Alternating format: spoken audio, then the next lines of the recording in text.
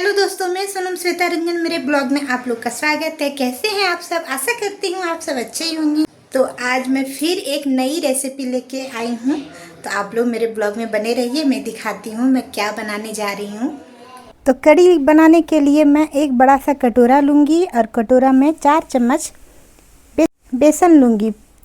आप गिन के 4 चम्मच ले सकते हैं। बेसन जितना बना सकते हैं उतना ले सकते हैं। और उसमें स्वाद अनुसार नमक और थोड़ा सा मिर्ची और थोड़ा सा हल्दी डाल के उसमें बढ़िया से फेंट लीजिए। जितना हो सके बढ़िया से उसको फेंटिए। और पकौड़ी बनाने के लिए तो पतला ही घोल रखिएगा, क्योंकि पतला घोल रखने से ना पकौड़ी अच्छा से बनता है। अब मोटा घोल कीजिएगा तो वो पकौड़ी अच्छा नहीं लगेगा, इसलिए मैं बढ़िया से इसको घोल के पतला घोल बनाऊंगी, ताकि मेरा पकौड़ी जो है वो एकदम सॉफ्ट जालीदार बने। इसीलिए आप बढ़िया से उसको जितना होगा उतना घोलिए और एकदम सॉफ्ट लो तैयार कीजिए, जैसे कि देख रहे हैं। और फिर मैं कढ़ाई में तेल गरम की और चम्मच के द्वारा धीरे धीरे पकौड़ी बनाने का शेप लाई। देख सकते हैं मैं एकदम छोटा छोटा पकौड़ी बनाऊंगी। ये ऐसा बनाने से ना पकौड़ी सॉफ्ट भी बनता है। तो देखिए हम चम्मच से ही निकाल निकाल के दे रहे हैं और बहुत सॉफ्ट बनता है, जालीदार। तो जितना एक बार में लेगा उतना आप डाल सकते हैं। मैं 5-6 पकौड़ी एक बार में बढ़िया से तल लूँगी। और गरम तेल में ही डालिए, क्योंकि कच्चा तेल में तो पकता ही नहीं है और अंदर में ही पकौड़ी के अंदर में ही तेल घुस जाएगा। तो बढ़िया से उसको फिर हम उल्टा के पका लेंगे पकौड़ी को, और फिर उसको निकाल के रखेंगे। फिर उसी तरह जितना सारा बेसन था मैं उसी तरह फिर उसको पकौड़ी बना लूँगी। सॉफ्ट, एकदम सॉफ्ट सॉफ्ट। पतला घोल तैयार करने से ना सॉफ्ट सॉफ्ट बनता रहेगा। मोटा घोल तैयार रहेगा तो सॉफ्ट नहीं बनेगा, अच्छा नहीं लगेगा, उसमें नमक मसाला अंदर में घुसेगा नहीं।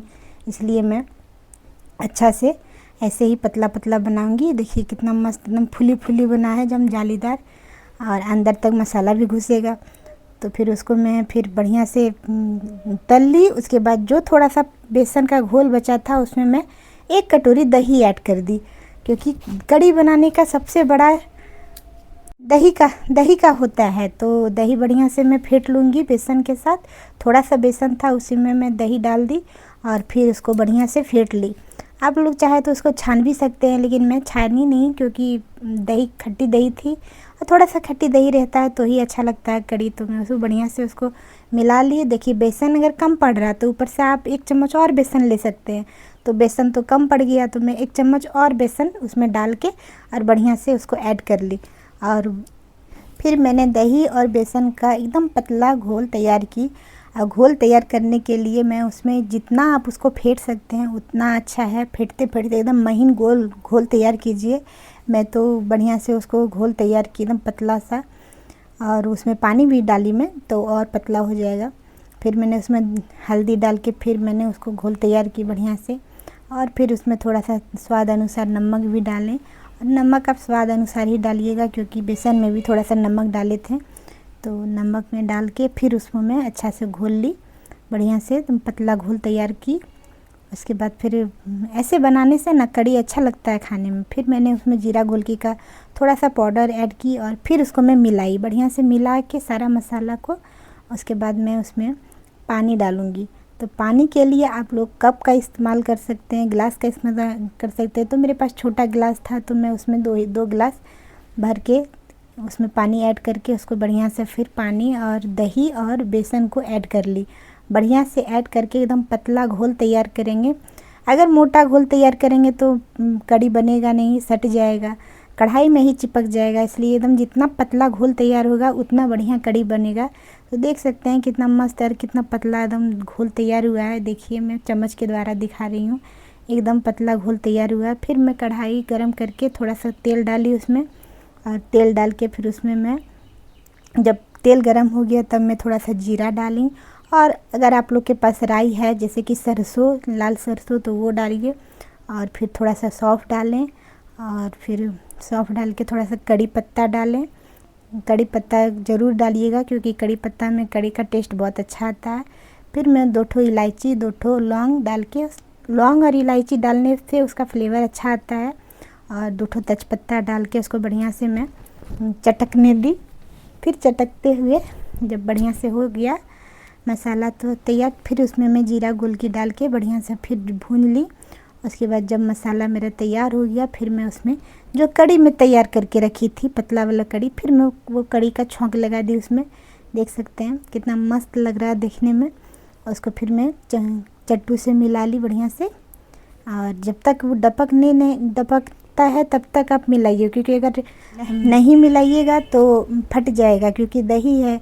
इसलिए आप चट्टू के द्वारा या डब्बू के द्वारा उसको मिलाते रहिए जब तक डपके ना।